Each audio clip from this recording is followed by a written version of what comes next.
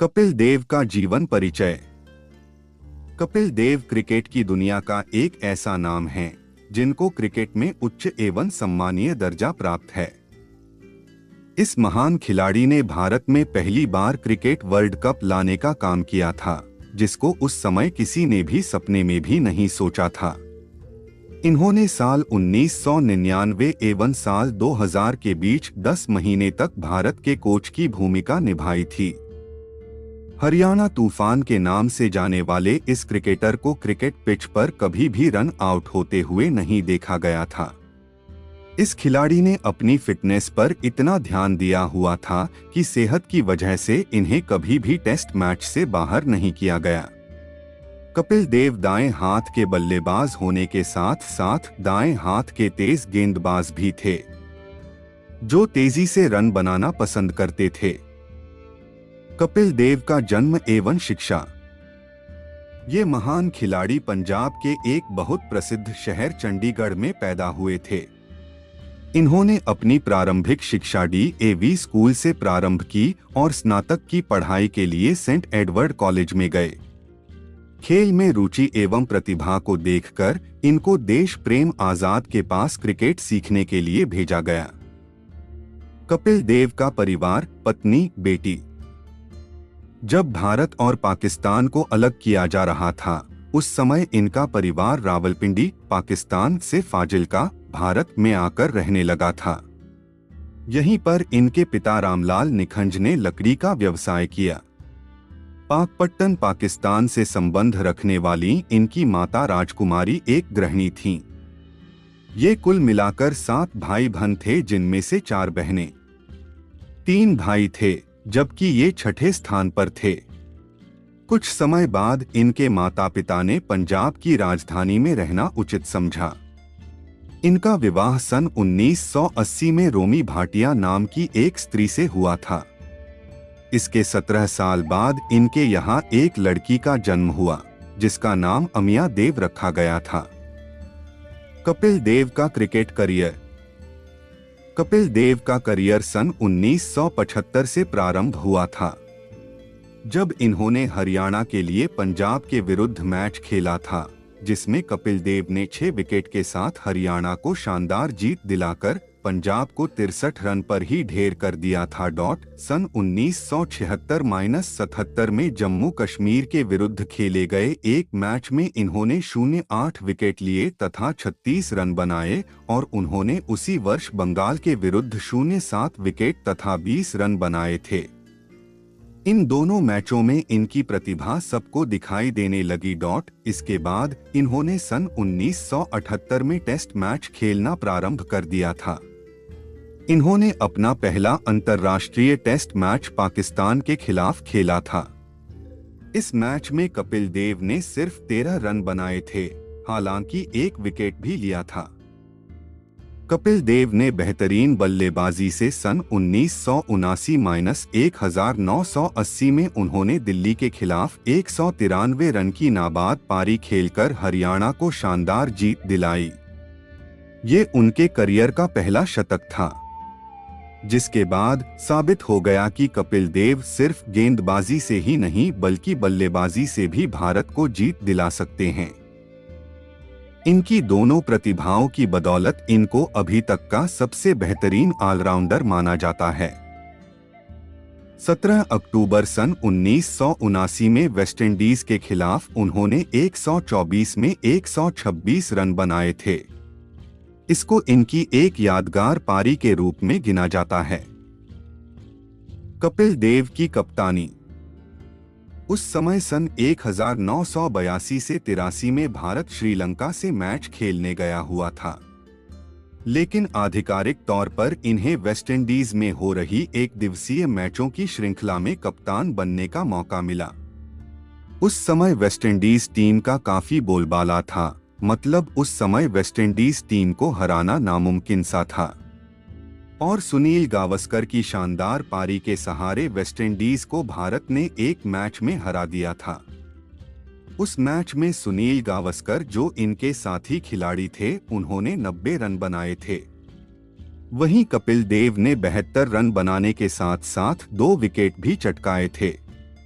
इसी जीत की बदौलत भारत को आने वाले वर्ल्ड कप में वेस्टइंडीज को हरा पाने का विश्वास बढ़ गया, जो कि विश्व कप हासिल करने में दिखाई दिया था। 1983 का वर्ल्ड कप। उसके बाद 1983 के वर्ल्ड कप का समय आया। हालांकि पिछले विश्व कप में भारतीय टीम के प्रदर्शन को देखने के बाद किसी ने उम्मीद नहीं की थी कि भारत विश्व कप जीत सकता है। जब कपिल देव ने वर्ल्ड कप में खेलना शुरू किया था, तब इनका औसत 24.94 सामान्य बॉलर की तरह ही था। भारत को सेमीफाइनल में पहुंचने के लिए जिम्बाब्वे से मैच जीतना आवश्यक हो गया था। उस मैच के दौरान भारत लगभग हार की ओर बढ़ ही रहा था कि कपिल देव ने अपनी शानदार बल्लेबाजी की बदौलत मैच संभाल लिया। इसी मैच के दौरान इन्होंने 175 रन बनाकर जिम्बाब्वे की गेंदबाजी को धोकर रख दिया, क्योंकि इन्होंने सिर्फ 138 गेंदों में ये रन बनाए थे, जिसमें इन्होंने 22 बाउंड्रीज, 16 चौके और 6 छक्कों की मदद से लगाई थीं। 9वें विकेट के लिए 126 रन की सबसे बड़ी साझेदारी किरमानी 22 रन एवं कपिल देव के बीच हुई थी, जिसको 27 सालों तक कोई नहीं तोड़ा पाया था। इतना ही नहीं, इसी मैच में कपिल देव ने शानदार गेंदबाजी करते हुए जिम्बाब्वे के 5 विकेट भी लिए थे। इसके बाद कपिल देव को मर्सिडीज कार पुरस्कार के रूप में मिली। यही पारी इनके जीवन की सबसे यादगार एवं महत्वपूर्ण पारी थी, जिसने इनको सबकी नजरों में महान बनाया। इस मैच की बदौलत भारत का 1983 के विश्व कप में जीत के लिए अपना सफर तय कर पाने का रास्ता मिला था। 1983 के विश्व कप के दौरान बीबीसी की हड़ताल की वजह से इस मैच का टेलीकास्ट नहीं हो सका था और इस मैच का लुत्फ क्रिकेट प्रेमी नहीं उठा सके थे।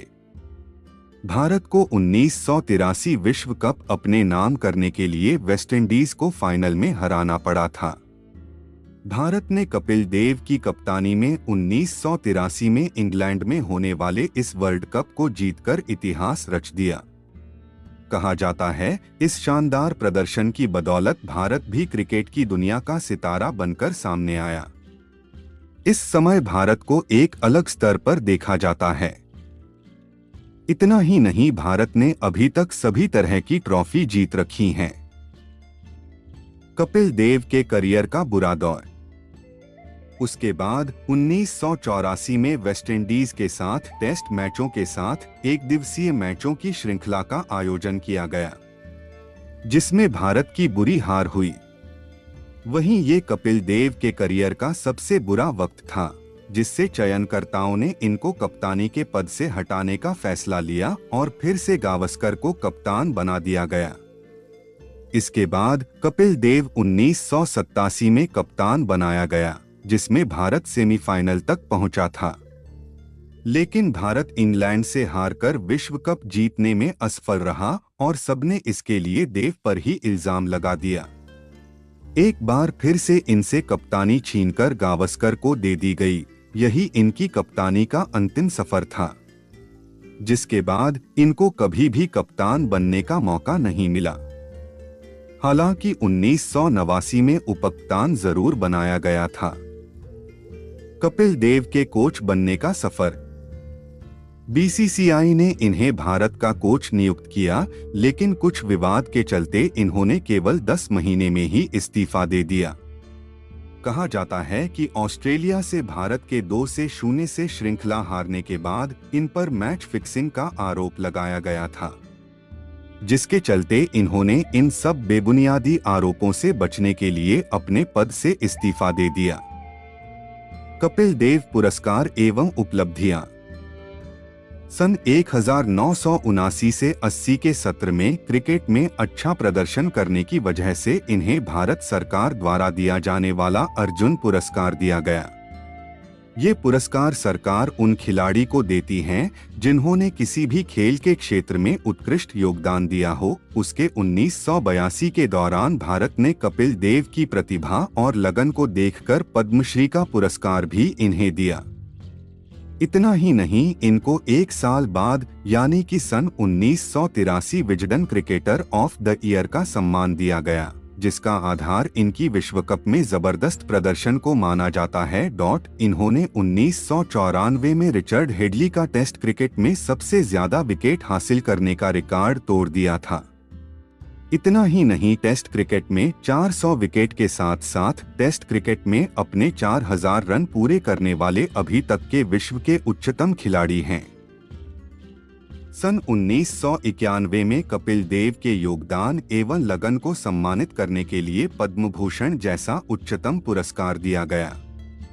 इसके बाद सन 2002 में सदी के विजडन भारतीय क्रिकेटर के सम्मान को देकर इनका दर्जा क्रिकेट की दुनिया में और बढ़ा दिया गया। सन 2010 ICC cricket hall of fame पुरस्कार देकर इनकी प्रतिभा को सम्मानीय दर्जा दिया गया। इसके 3 साल बाद सन 2013 एनडीटीवी द्वारा भारत में 25 सबसे महान वैश्विक जीवित महापुरुष का खिताब दिया गया। भारतीय सेना से जुड़ने के लिए कपिल देव ने सन 2008 भारतीय क्षेत्रीय सेना में लेफ्टिनेंट कर्नल का पद ग्रहण कर लिया। भारतीय सेना का अधिक सम्मान करने की वजह से इन्होंने ऐसा किया था। कपिल देव के जीवन पर आधारित फिल्म। भारतीय सिनेमा के मशहूर निर्देशक कबीर खान ने कपिल देव की बायोपिक बनाने का काम शुरू कर दिया है। जब कपिल देव से पूछा गया था कि आपका किरदार किस अभिनेता को दिया जाना चाहिए, तो उन्होंने रणवीर सिंह का नाम लिया था। फैंटम प्रोडक्शन एवं अनुराग बासु के साथ अन्य लोगों ने भी इस फिल्म पर अपना पैसा लगाया है, जिसमें रणवीर सिंह को कपिल देव की भूमिका में अभिनय करते हुए देखा जाएगा। कपिल देव के जीवन के रोचक तथ्य। कपिल देव ने व्यापार करने के लिए कैप्टन्स 11 नाम से सन 2006 में 2 रेस्टोरेंट खोले, जिनमें एक चंडीगढ़ में है और दूसरा पटना में मौजूद है, जिनको ये खुद संभालते हैं। कपिल देव एक ऐसे खिलाड़ी हैं जिन्होंने 2 से अधिक फिल्मों में छोटी छोटी भूमिकाएं निभाई हैं, जिनके नाम इकबाल, दूसरी मुझसे शादी करोगी एवं ये दिल लगी है। इतना ही नहीं, अभी हाल में कपिल देव के ऊपर एक फिल्म बनने की खबरें भी आ रही हैं। कपिल देव की रुचि किताबें लिखने में भी बहुत है, इसलिए इन्होंने अभी तक 3 आत्मकथाएं लिखी है, जिनके नाम God's decree, cricket my style एवं स्ट्रेट फ्रॉम माय हार्ट शामिल हैं।